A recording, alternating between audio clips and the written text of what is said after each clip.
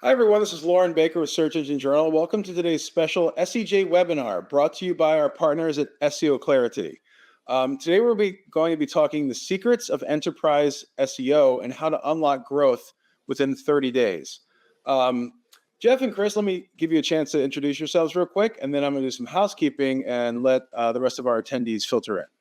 Thanks, Lauren. I'll jump in real quick. My name is Chris Sachs. Hi, everybody. I'm the Vice President of Client Success at SEO Clarity. I've been at SEO Clarity for 13 years. I'm really excited to be here in this webinar with all of you today. And I'm Jeff Smith. I'm our VP of Product for Technical SEO at SEO Clarity. I've been working in SEO for about 20 years, mostly in-house at startups, and have been building product at SEO Clarity for the last couple of years. I'm excited to be here too. Excellent. We're excited to be talking about enterprise growth and our enterprise SEO and the growth that can be unlocked. But before we get started, here's a bit of housekeeping for those of you who have not attended an SEJ webinar yet. As you see, there is a chat box. Feel free to chime in where you're coming in from, whether it's somewhere in the US, around the world. We really like to see where everyone has come in from today's webinar. And so the more interactivity within the chat box and the Q&A area, the better. So go ahead and chime in there. Also, you'll see some emojis underneath the screen. So as you see things that you like, feel free to hit the celebration emoji, the heart, laugh out loud, raise the roof, whatever it may be. It's really going to give Jeff and Chris an idea of how much you're enjoying the presentation at the same time. So go ahead and test those out right now. We'll see everything flying over the screen, so that's always fun too. And then we do have a handout today. If you go to the handout section, you'll see there's the business case builder framework, which Jeff and Chris will be discussing a little bit during the webinar. And then also after the presentation is finished, we will be hosting a live Q&A session. So please go ahead and ask questions in the Q&A box as Jeff and Chris are presenting.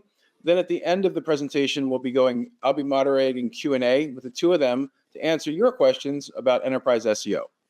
And on that note, let's get things started, and I'll hand things off to you, Jeff and Chris.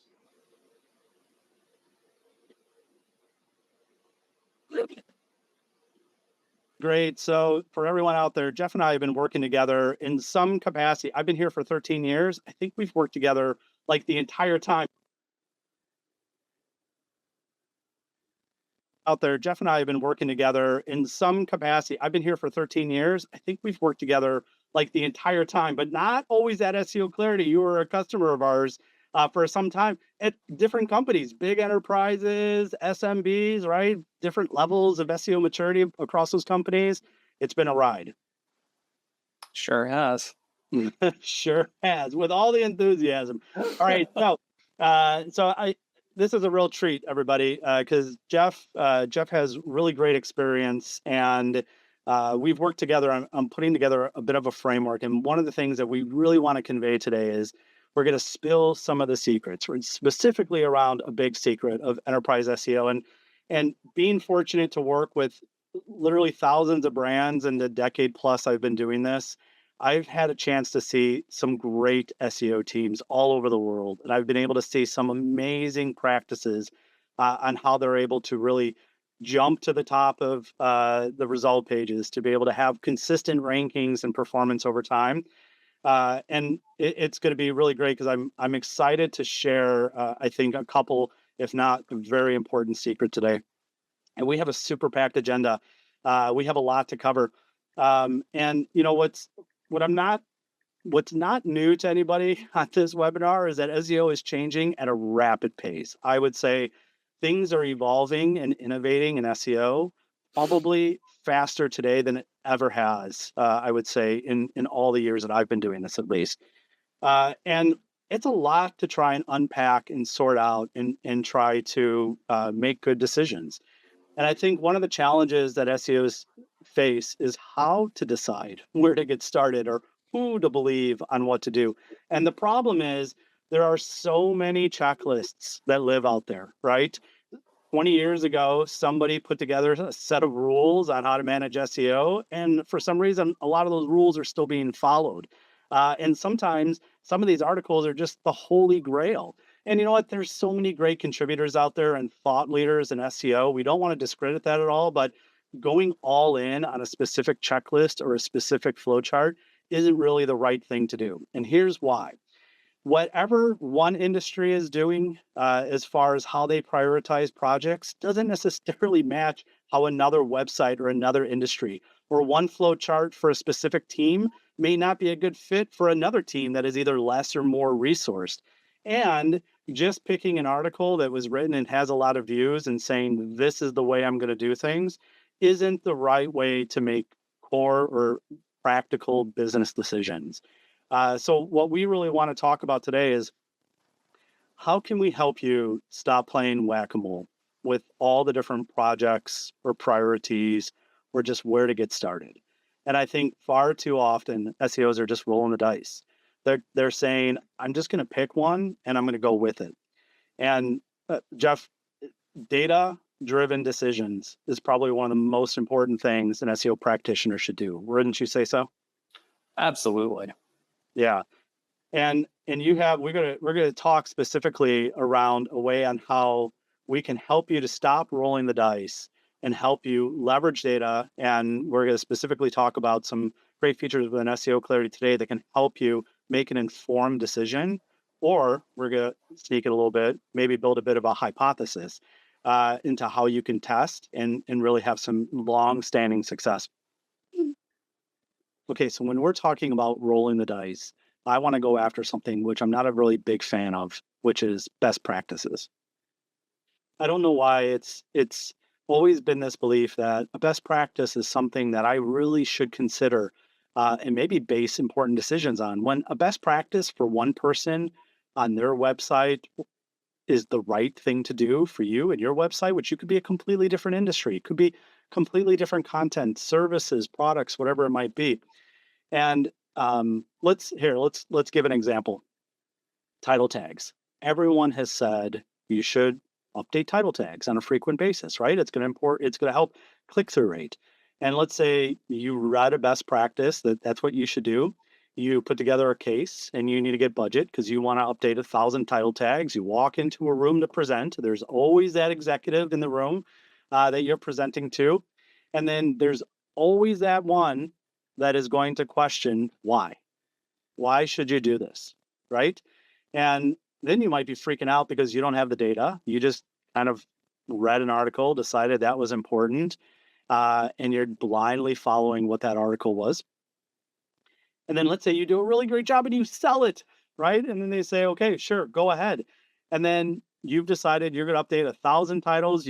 You're spending X amount of money and resources, but then you don't even have the data to see if it actually moved the needle, if it's actually what you've implemented or fixed is going to have a return on investment.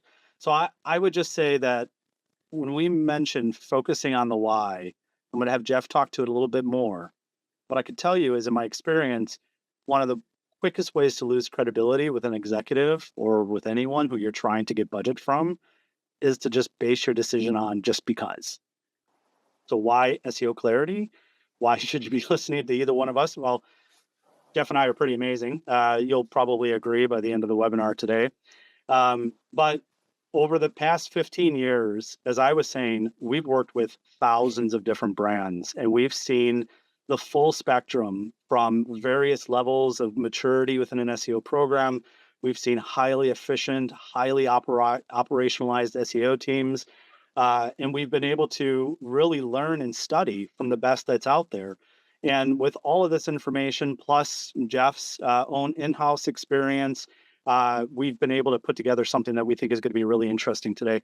And we're going to cover a lot of ground. We're going to cover a lot of great use cases with you, specifically around a framework that we're excited to talk about.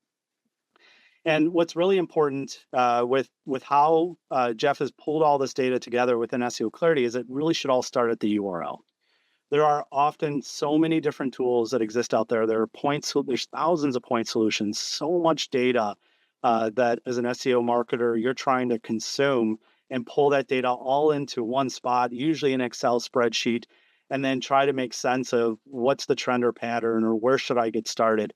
And with SEO Clarity, we're able to bring all of that into one platform, create one visibility for you at the URL level, allowing you to make the data-driven decisions, informed decisions that Jeff is going to walk through with you today. So with that, Jeff, we have a little bit of a framework that you want to talk about, right? Yeah. So in general, what I want to talk about is having a testing mindset. Now, we know that not every organization is set up to run A/B tests, or especially SEO A/B tests, for various reasons. But it doesn't mean we can't have a testing mindset. And a testing mindset really is about treating everything that you're trying to get done as a test, even if it doesn't meet the criteria of A/B test. And an important part of that testing mindset is having a hypothesis. And so here we're going to just walk through kind of the template of building a hypothesis.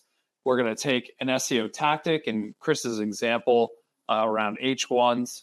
And then we think that'll improve some SEO metric. Maybe it's ranking, average position, click-through rate, so on, to increase a business metric. Of course, ultimately, that's what every business cares about. And we're going to have a reason that's part of this hypothesis. Why do we think this is going to work? So we're going to take this framework and we'll apply it to 5 use cases. We'll walk through them a little slowly at first. They'll be pretty straightforward, basic use cases that you're probably all familiar with, and we'll get a little more complex as we work through them. Now, the advantage that I've had, everybody, is I walked through these use cases more than a couple of times with Jeff already, of course, before the webinar.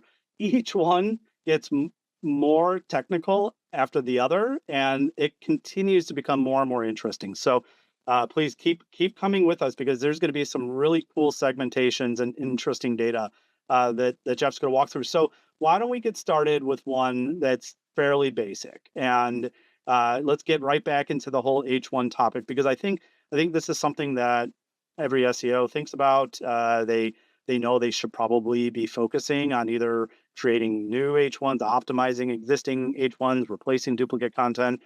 I'm sure it's on their list, right? But are they even doing it? That's really the question.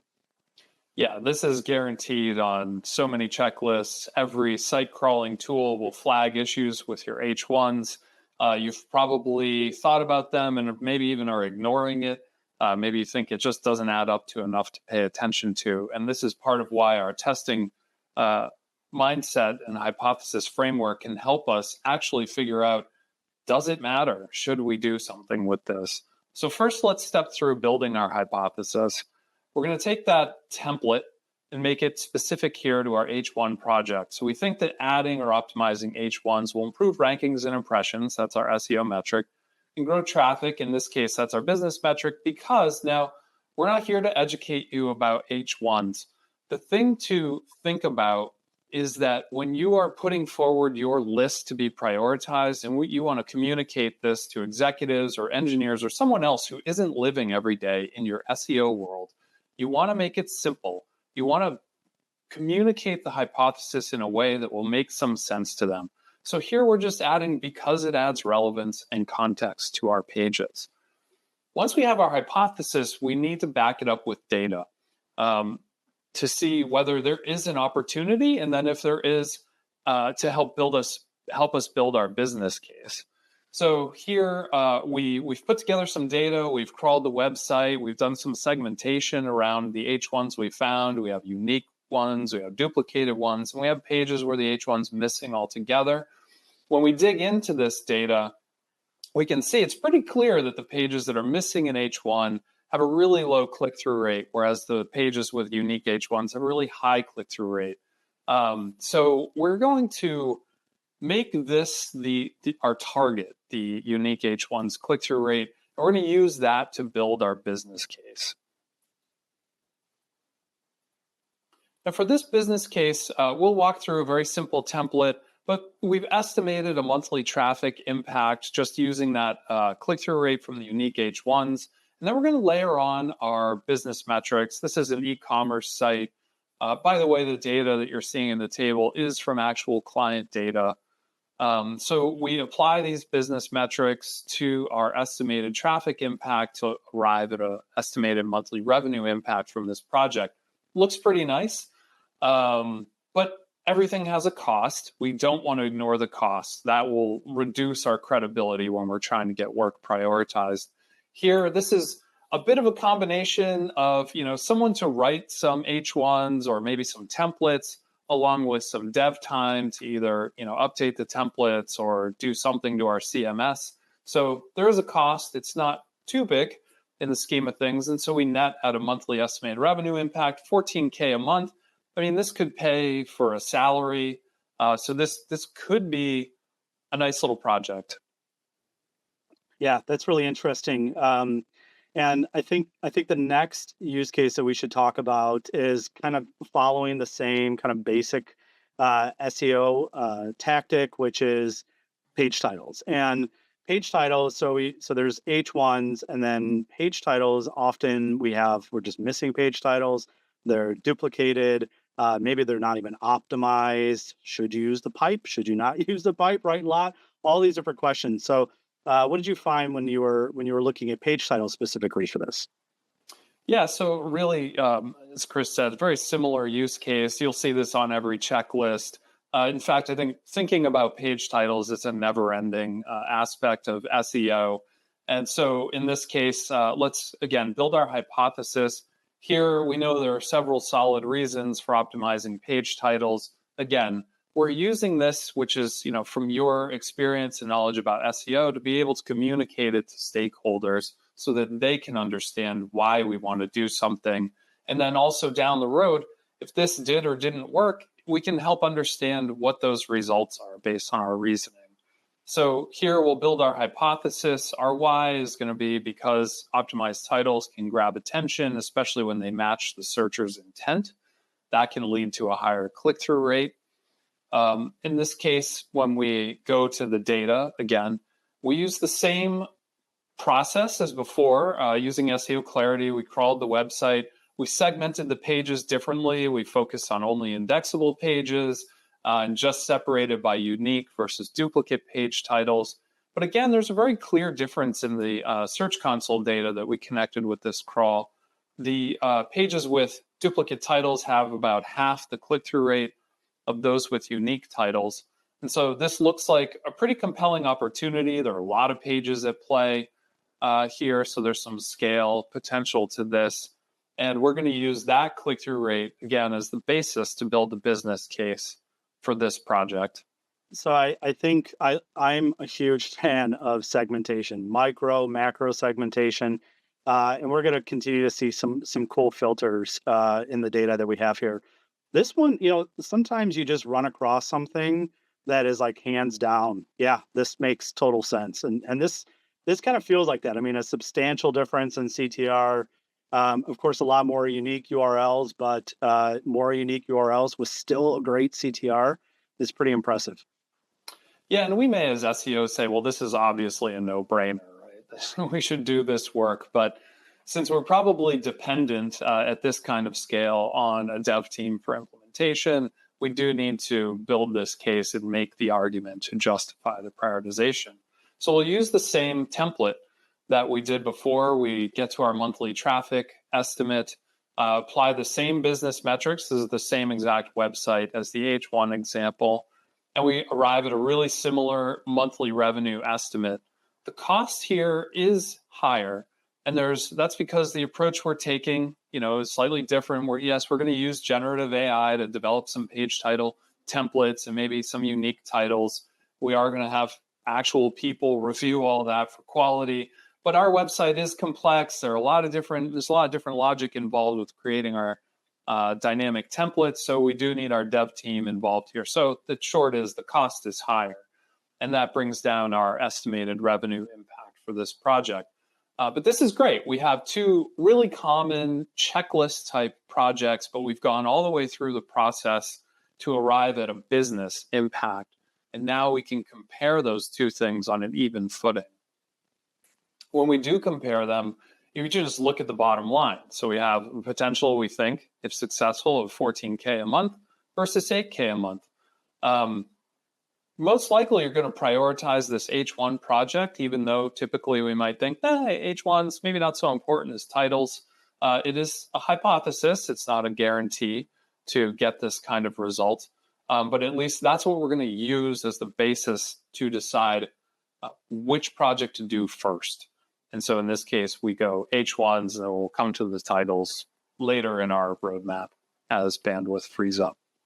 I think it's a pretty cool side-by-side comparison to see something like this, because again, I think sometimes it's just kind of a toss-up as to which one I should focus on.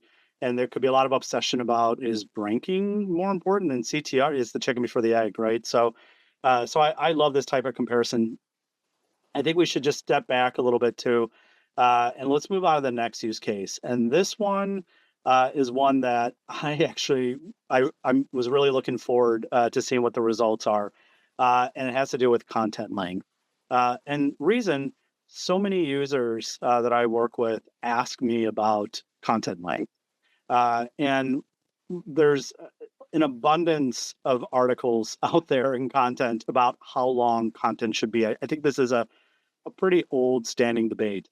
And using Content Fusion and SEO Clarity, we have the ability to actually show for right now, for a specific keyword or topic, what are the top ranking results for that keyword? And we can extract the content from those pages and actually show our users how many words, how many pages, how long is that actual content. So I think this one's pretty interesting, because using data to better decide content length, I think this is going to save a lot, probably sorrow and money. Yeah, I think that's especially true. And I think when we're talking about content length, it becomes confusing, because really the way Google especially has kind of pushed all publishers in a direction of quality, with EEAT and all of that, length is sort of a shorthand for a perceived authority or quality of the content. So we're using a number. It will go into our hypothesis, and we will test this hypothesis using that number. But for all of us in the industry, we know we're not just talking about just the length of content. We're talking about the potential that it gives for engagement, or for ranking for more keywords, or for better demonstrating the authority of any given page or the website overall. But we're going to look at data. We're going to build our hypothesis. So this may have happened to you. Sometimes, you may be working in an organization where you have a CMO who maybe was on LinkedIn and came across someone sharing one of those articles about content length, and the CMO didn't read the whole article. They saw the headline. They saw, 2,500 words is the perfect length for your content. And what do you know? You have, Slack message and email, or they walk on over and ask you, so how long are our articles? Should they be longer? Are they long enough? Could we be getting more traffic if we just change the length of our articles? So then you get handed that hot potato, and you can say, all right, we'll test it. Let's look at it. And so we'll have our hypothesis that adding length will make us more authoritative and perform better. We'll go back to our data here. Again, we're crawling the website. This segmentation is more about the word count, and we've bucketed it into some simple groupings for this site, connected it with Search Console again, and then added some calculated metrics here. And we landed this sweet spot. We had 2,000 to 3,000 words for this particular publisher. There's a hefty amount of URLs here, a hefty amount of impressions. The clicks per click URL, really nice, really good volume of total clicks, decent click-through rate. And so we think, this may be a reasonable segment to base our business case on. Moving, say, pages that are in the 1,000 to 2,000 word bucket up into that 2,000 to 3,000 word bucket. There are a lot of pages in that lower content volume area, so there's a lot to work with there. So I think the segment is really great, these segments here, because I think this is really commonly the questions, and probably a lot of script and articles out there about these specific buckets of words on a page. When I first looked at this, when I look at article word count 4,000 plus, it has the higher average position. So I almost feel like just naturally I've been groomed to just be like, it's got the better ranking position. Why wouldn't we just focus on that? And it even has a high CTR. So, that just first take, I think there's a visceral reaction to want to go after that, but it isn't necessarily not the case here, right? Yeah, it's a really good observation. And actually, thinking through these things, questions like that, these are the types of questions you should anticipate from your other stakeholders. So in this case, too, the clicks per click URL is the best out of all these segments. Now, we're looking at a smaller sample of URLs. And when you get down to it, building this type of content has a really well-defined cost. You're going to pay a writer to do this. You're going to pay an editor to review it. And so going from, say, 1,000 words to 4,000 words is a straight line quadrupling of your cost. So it's more of a gamble. And so here we're also want to think practically, depending on the space that you're in, is it realistic to think that you might take a 1,500 word article and write another 2,000 words about it? Is there that much to say? Not every topic warrants more words. So that's why here we're being a little bit conservative, if you will, and we're moving to what we think is a reasonable target. We're also not going to try to do all 6,000 pages that are in that lower content bucket. We're going to just take a subset of this and test it out. Here we've used 100 URLs to get to our monthly estimated traffic impact, but you could use a smaller set. This is a B2B site, so our business metrics are a little different, but it's the same math. And we land at a monthly revenue number that is lower than some of our other projects and a cost that is crazy high compared to the other projects. And that is because this is really, for this type of business, we actually need the real knowledge and authority to build this content. We're paying more for its development. And when we look at this, when we factor in this cost, in the short term, we're not going to break even on this content. So we need to have a really long time horizon for it. And a lot of B2B companies do have that longer time horizon. So here, when we're communicating this for prioritization, we'll acknowledge this. You don't want to hide that it's going to take longer to recoup the expense, but we think it could take up to a year to actually come out ahead on this type of project. And for that reason, when you're thinking about it, it's good to stay flexible to maybe your test isn't 100 pages, maybe it's 10, and something to really see, can you validate this hypothesis before committing to a larger test? There's a really popular initiative, innovative approach that a lot of SEO teams have been talking to us about, have been kind of building that content hub, right? And once you've matured, I think, as a website and have consistently found good rankings for terms that matter to you, it's now about how do you acquire new customers, right? New leads to your site, and thinking of ways on how you can expand your authoritativeness around specific topics. That requires a big investment, right? Whether it's a blog or articles or somewhere else. So investing in more of the long form content to then, better funnel to those commercial pages or to build that hub. That's the longer play. That's probably a use case for the 12-month play, right? Exactly. Yeah.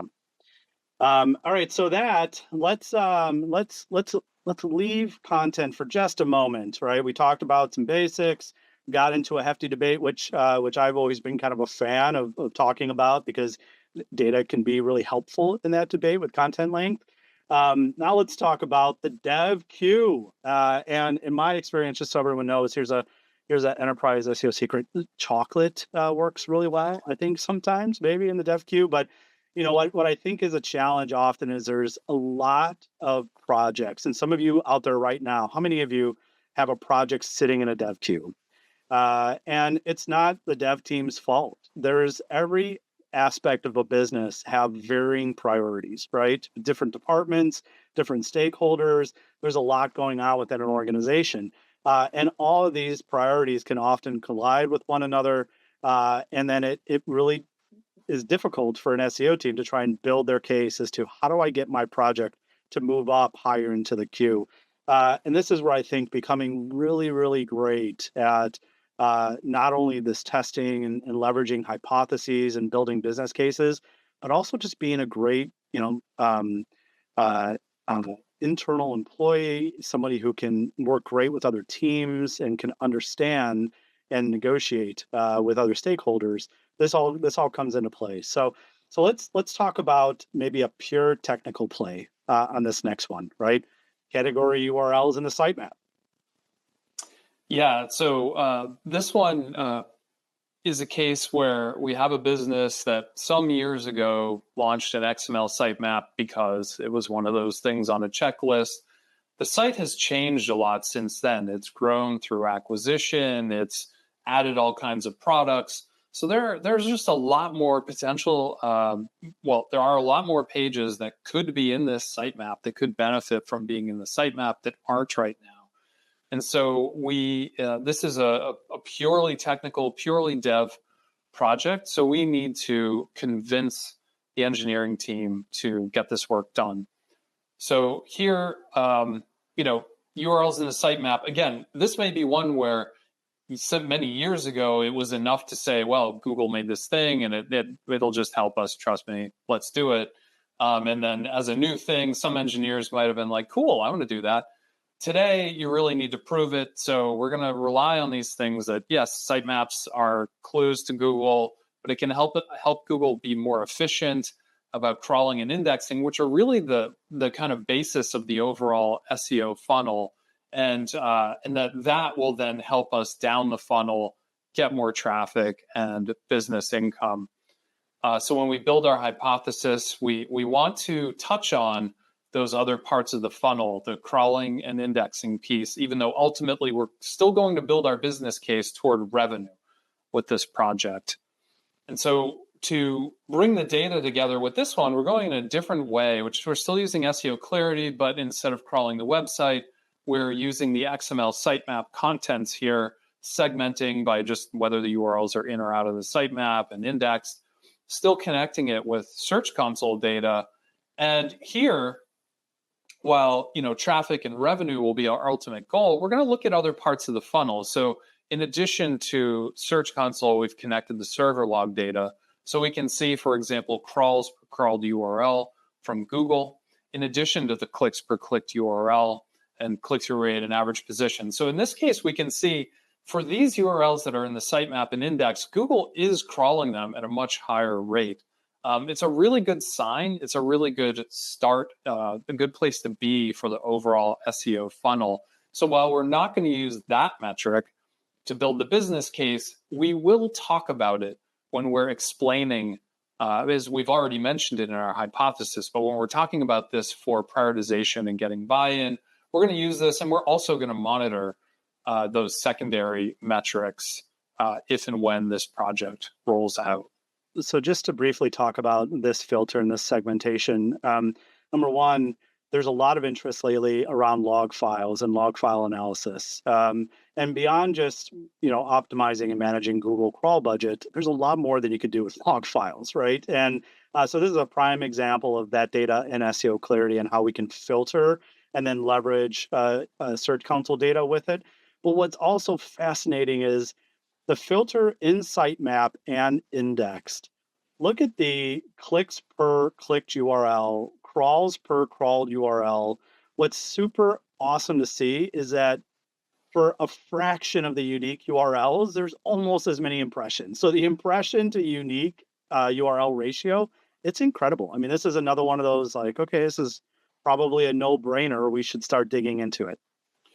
Yeah, and on this one too, we want to be clear that we're not drawing a direct line of causation from having URLs in a sitemap all the way through to click-through rate or average position. This really is looking at the metrics across the funnel. You need to start with getting your pages crawled so they can be indexed, and that's why we're including that here. So, it's not a sure shot that we're going to get to those, but it is the starting point. And we're still going to use the same template for our business case. Now here, the monthly traffic impact looks much more significant, even though we're only picking out about 100K URLs to add to the sitemap. The reason is that because out of the 1.5 million URLs that are in the sitemap, we know this subset, they're money drivers and they could be doing better. And so these are the ones we really want Google to focus on where we think our opportunity is, not try to boil the ocean by crawling and indexing everything more. Apply our business metrics as we have in the other examples, And we see so far our largest potential monthly revenue estimate here. And the cost is very different. So this is a pure dev project. Here too, we have to mention that this type of thing cost, how long it takes, varies so much by organization. You could treat this as a one-time project again and say, look, let's just do the simplest version of this, put this static list of URLs in a sitemap and be done with it. That's probably really fast, pretty cheap to do. Or you could build something as I did at one of my previous in-house roles where we were actually validating every URL before we put it in the sitemap to make sure it was indexable and giving a 200 status code. And then you'll have a layer of QA on top of that to make sure the sitemaps are still being updated and accessible. So that might cost you more. Either way, it's still a really hefty potential revenue impact here. And so this becomes, as a pure technical project, really interesting. And maybe now with some business impact like this, easier to get it to move up that dev queue list ahead of some other things that are in there. Maybe especially ahead of tech debt, which may be something that many of you deal with when you're dealing with. Just a quick hot take for the audience. How often should I be submitting my sitemap to Google, Jeff? Oh yeah, good question. This depends on your content and your business. So if you're a huge e-commerce site and your products are constantly coming and going, inventory's changing, prices are changing, you're probably updating your sitemap daily, maybe even more often than daily. If you're a publisher that's adding a few articles a week to your site, then maybe weekly is good enough, or just as a new article is published, so a couple times a week. So really depends on when that content really changes. And yeah, you don't need to overdo it and update it every day if your content's not changing. So the next thing I want to talk about, going into our fifth use case, and this last one I think is really special. It's probably my favorite, to be honest. And we talked previously about the dev queue, right? And how you could prioritize and build a case to get your project in the queue moved up or to get it moving forward. But another big challenge is when it comes to SEO, the whole it takes a village to be great at SEO. It really does. And we have stakeholders all throughout the organization, different partners. In an e-commerce website, for example, you have an entire merchandising team, and the merchandising team has a lot of responsibility and influence when it comes to SEO. It could be writers, brand owners, PR, you name it. This view actually, I think, is kind of fun because not only does the dev team have its own building, makes sense, but there's all these different teams that are just kind of playing tug of war around whose priority is most important.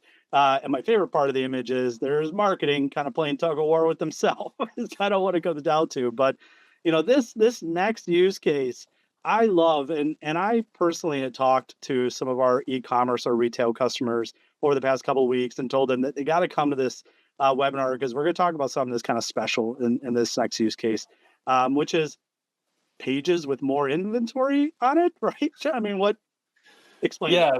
This is not something you'll find on an SEO checklist. It is maybe a little bit more creative, but we're seeing that more and more clients in e-commerce, travel, real estate, anywhere where you have category pages or search result pages where you have a list of items on them are thinking about, does the amount of inventory on the page matter? Does it seem to correlate with my traffic or revenue?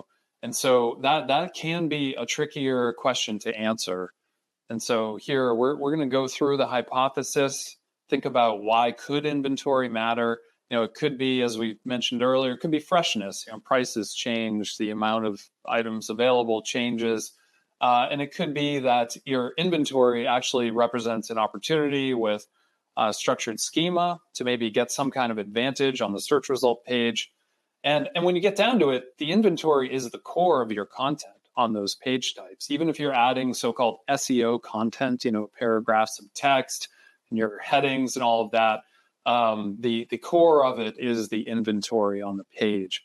So we have our hypothesis that inventory on the pages do impact indexation and rankings because of the richness of the data on the page and the freshness of the content. which can keep us more competitive in a very competitive space. And here we're going back to use SEO Clarity to crawl the website. And this time we're doing a bit of custom work where we're capturing information about each item on the page and then segmenting it into the volume of items on the page and connecting Search Console data again. And in this case, there is there's a sweet spot that seems to emerge, which is 11 to 20 items. This is for this particular website. This could be different for other websites, competitors of theirs. But we see, while it's not the most URLs, the most impressions, the most URLs indexed, highest clicks per clicked URL, the most overall clicks live in this space where we have 11 to 20 items on the page. Feels like a very compelling segment to try to move other segments toward. So to build this business case, we're going to focus on impacting the pages that currently have no inventory, thinking, well, something is better than nothing here. And we're going to use that clicks per clicked URL from the sweet spot and apply it to the pages that have no inventory. We'll apply our business metrics.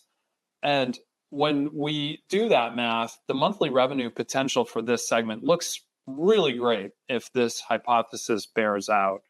Now, this is where it gets interesting. The cost is the highest cost we've seen yet of all these use cases. There may be teams, it could be the UX team, could be merchandising, saying, why is the SEO team coming to me to talk about more inventory on the pages? They may be happy about that. They may be glad now they have an ally. But when you're looking at a case like this, you want to factor in what's involved with these other teams. So in this case, the dev team, there's an algorithm that's powering what inventory shows on these pages. They're going to have to tweak that, do some testing. The UX team may be concerned about the existing conversion funnel. They may want to do some A/B testing. And merchandising, they have manual things they do to promote sales or certain products. They may need to change the CMS in some way, or certainly it'll add more workload. So all in, there's more work here. It's a longer project, but the revenue impact potential looks pretty fantastic compared to what we've seen so far. And I think doing that, estimating the cost, like go meet with those teams, ask them what they think the cost is, and build that in. And you'll already be building some of that buy-in. So when it comes time for prioritization, people are familiar with what you're trying to do. They know they contributed to your estimate. It's not something you just made up. And you'll be more likely to get this prioritized, not just on the basis of a potential revenue, but on the basis of the collaboration that you did with those teams. I know there's some of you out there right now that are having conversations with your merchandising team about adding even more products to a category page, right? And now in two instances, just through data, we were able to debunk kind of the more is better idea, right? Whether it's content or inventory for this particular website, less is more sometimes, especially when we're looking at really important SEO metrics. So this one is pretty cool. Who gets to see a filter like this for SEO with inventory count? I was blown away by that one. That was pretty amazing. So now, Jeff, I want to point out here, before we jump into, prioritizing these tactics, what you just presented using a testing mentality with the hypothesis framework, this is something that it's simple enough, right? This type of hypothesis building, and the framework can just be repeated, right? In all types of complex situations. Yeah, that's exactly the idea, is that whatever data you do have available, use what you have, but apply the same thinking and the same framework to it to try to get to consistent results and consistent learning opportunities. Yeah. So yeah. Let's pretend, even though those examples were all from different businesses, let's pretend this was all within one business. We have 5 projects. Some were inspired by our SEO checklist, some were inspired by debate in the SEO world, and some were inspired by our own creativity. And so we can order them the, H1 tags, looks like a go, pretty low cost, nice little revenue pickup. Page titles too, it's lower, but again, pretty low cost. Getting into the technical projects, URLs in the sitemap, yeah, great potential revenue, especially versus cost. Same for the inventory project. And finally, the content length project is our kind of like, it's a real, we're going to wait on that one and prioritize it last. Now, you may be looking at this and thinking, well, why aren't the URLs and sitemap and inventory on pages projects having a green check mark? And this is really because, your organization may be different. You could prioritize on a straight line of revenue impact, but the complexity of projects 4 and 5 may mean that you're waiting 6 months to get to getting your H1 change out. And so when it comes to a realistic roadmap you're planning, you're probably going to mix these in together. Maybe your highest priority is the inventory on pages. You're going to start it. And while that work is happening, in parallel, you'll do the H1 project and get some of that revenue going. So it isn't always a straight line prioritization. There are other considerations that are taken into it. And that's why we've kind of given it this mix of green, red, yellow. Yeah, this was really great, and I think what's really important to hit home when we're talking about the secrets of enterprise SEO, and specifically, it's not that big of a secret. You just need to use data to make informed decisions, and the best strategy for success is being able to go to those executive stakeholders, to be able to build good partnerships internally, to be able to go to that dev team and have a good business case in order to be able to move the needle and get projects done. And if we quickly recap just that as to what the secrets are: data-backed prioritization. Move away from the guessing game, whack-a-mole. Leverage the data that is available to you to make an informed decision. Build those cases. Build a hypothesis. Test. The best SEO teams I've ever worked with in the world obsess about testing. I can't emphasize that enough. And when you test small. Validate, right? Bake some bread before you try to bake the big, beautiful cake. Really, really important. And then ultimately, don't sit in front of an executive with some guesses, right? Come to them with real data, show them the trends, move beyond the checklist and the 20-year-old rules of SEO, and show them exactly what you're doing, your competitors, what your industry is doing, and show them all those great segments and views that we just walked through. And with SEO Clarity, we really made this really easy for everybody. Our platform is an SEO operations platform built to provide all of that data in a single place, allowing you to do all that cool segmentation that Jeff did, to allow you to be able to test once you built your hypotheses, not only through split testing, but to be able to deploy different content on your site, to be able to test technical changes. There's so much opportunity there. And then ultimately to be able to measure the results and to be able to view those results in a lot of different ways so that you could tell the right narrative and the right story. So what we've done today, I know there's some questions out there. I want to make sure we can get to those. We've actually put together this framework that you can download. We'll make sure you have a link to download this right now. As I said, we'd love to work with you at SEO Clarity to be able to do this within the platform, but we've also provided a template so you can just do it on your own. Jeff, I know what's important to you is that people have the testing mindset, right? Start testing and then grow from there. Exactly. And of course, if you want to learn more about SEO Clarity, if you want to, if you have any questions for Jeff or I after this, we'd love to chat with you. We'd love to show you more. If you'd like to have a demo of our platform, be able to see how you can use log files in SEO Clarity, all the great cool things we can do with Google Search Console and more, please go ahead and scan the QR code. That said, I saw there was a lot of questions. I know we have a few minutes, so I want to be able to get to some of them. So, Jonathan, thanks so much out there. By the way, I was kind of looking while Jeff was chatting at all the different chats that were coming in. So thanks so much for moderating that in the chat. Lauren, good to see you again. Likewise. Thanks so much. That was excellent material. Really appreciate it. One question that came in, and let's get started here, is what makes SEO Clarity suitable for enterprise level SEO? How do you handle the complex site architectures and large data sets? Yeah, so I think I could jump in on that real quick. I think it really has to do with scale. As an enterprise SEO platform, we're built to help scale.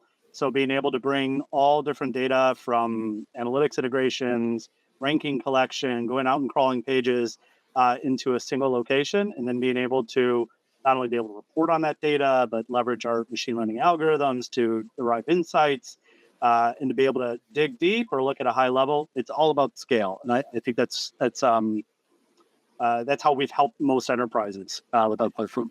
Yeah, and just to be clear, for us, the websites we work with range from B2B sites that have just hundreds of pages up to some of the biggest sites on the web where we're crawling tens of millions of pages every month and connecting all these other metrics like Search Console, server logs, and everything. So it kind of goes the full spectrum. You don't have to be a website of massive size to be able to benefit from this kind of platform. Excellent. And what are some examples of data-driven tests that you've seen from enterprise SEOs? Okay, so this is a good question. Okay, so I have a great example.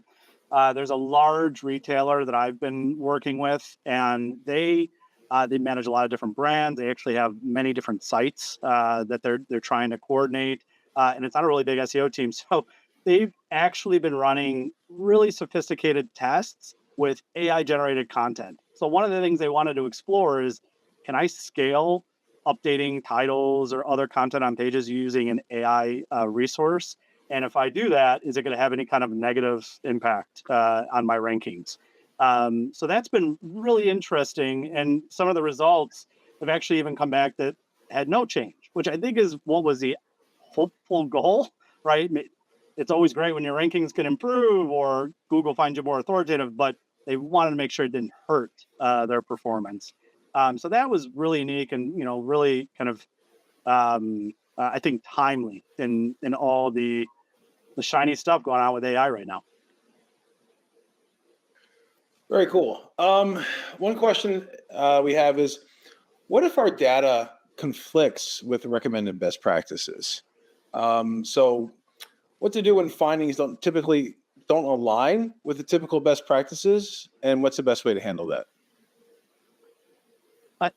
So Jeff, let me kick this one off because as much as I hate best practice, it kind of goes perfect with my statement. I don't like best practices, right? Because I think sometimes it's still, well, here's my data, and then I'm going to benchmark it again against that best practice. And I think even as you were going through this, Jeff, you were questioning the data constantly. You're just a data person, right? So there's always kind of the skepticism into what we're finding, and I think that's healthy for an SEO.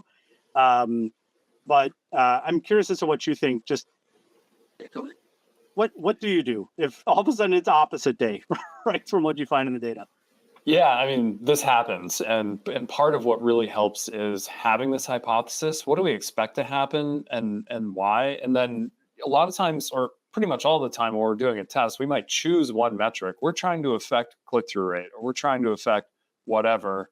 That doesn't mean we only look at that, because sometimes when we can't understand the results we're getting from the data, we need to go beyond, not just to things that are our metrics. Maybe it is something about crawling, but maybe during the test, there was something that happened. Google's changing stuff all the time in the SERPs, right? And that could have affected it. We've seen, I'm thinking of one website we work with that had a big marketing push during an SEO A/B test, and the results were really not as expected in the SEO test, and it turned out that demand was really influenced by this other marketing channel. So yeah, sometimes we have to look past just the narrow metrics we have for our test. Cool. Great. And speaking of data, how can we ensure data quality when building those business cases? Yeah, data quality, it's, for me, it's about staying on top of your data. You're monitoring it all the time and questioning, does what I'm seeing make sense? Probably everyone here is familiar with something as simple as the lag of a couple days in Google Search Console data, or depending on where your data is coming from, it could be an internal system or something else. Things happen. The systems hiccup. And so you may need to just make sure all the data is there. Does it look right? And, the reality is no data is perfect. We're sort of looking for, is it good enough for me to base a decision on? think of how many of us use Google Analytics, for example. Do we think that Google Analytics has perfect data?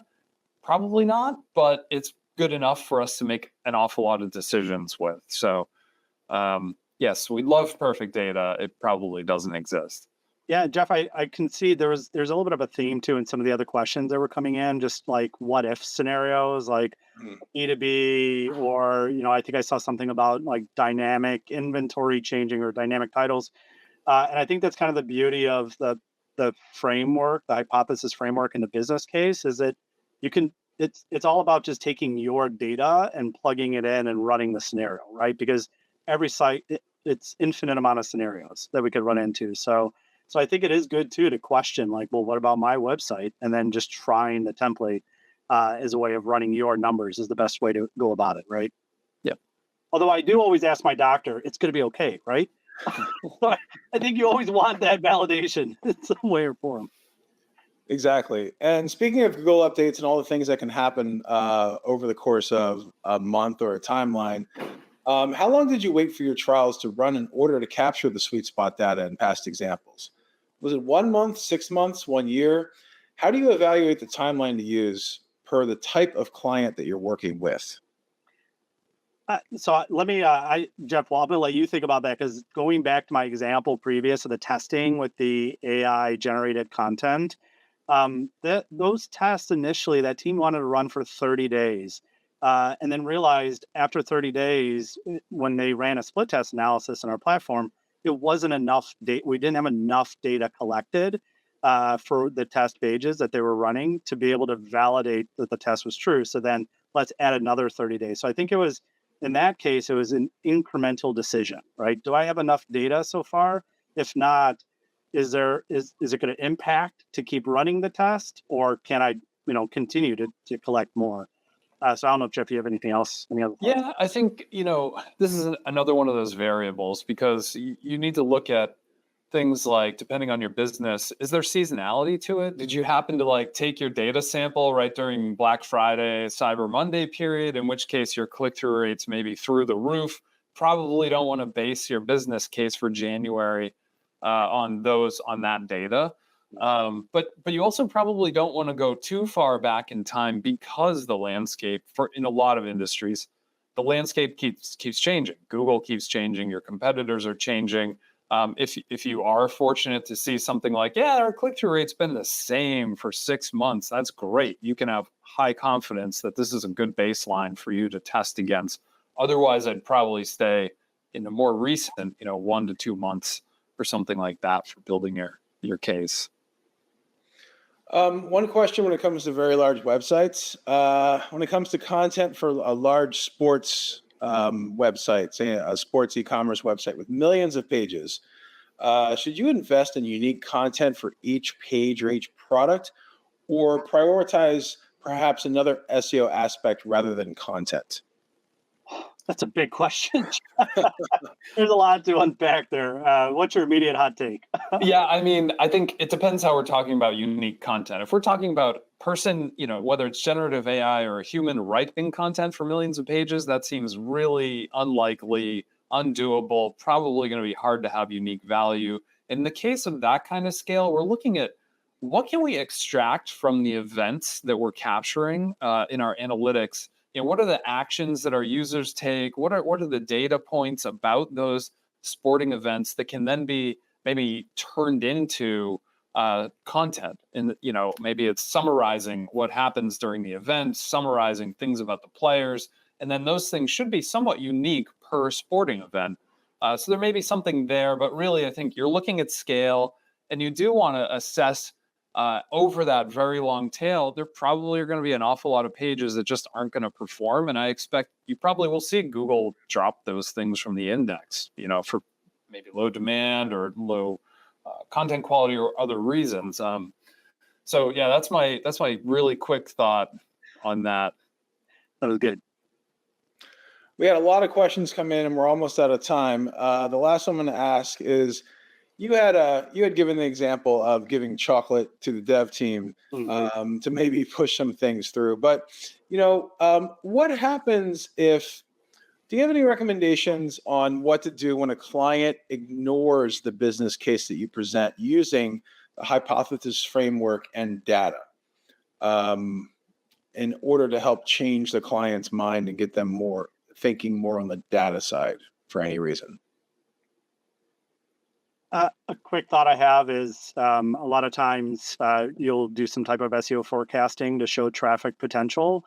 But I think a great way to actually flip a switch on a consideration is to show potential loss. If I don't do this, if we don't expedite this project, this is what could potentially negatively happen to this site. So I think sometimes looking at it in both ways, both in a very optimistic way, and then also I need to make sure I'm protecting myself. So by not doing this, what's the ramifications? Excellent. A lot of content, a lot of data, great presentation today. Thank you so much, Jeff and Chris. Really enjoy everything that SEO Clarity has brought to the table today.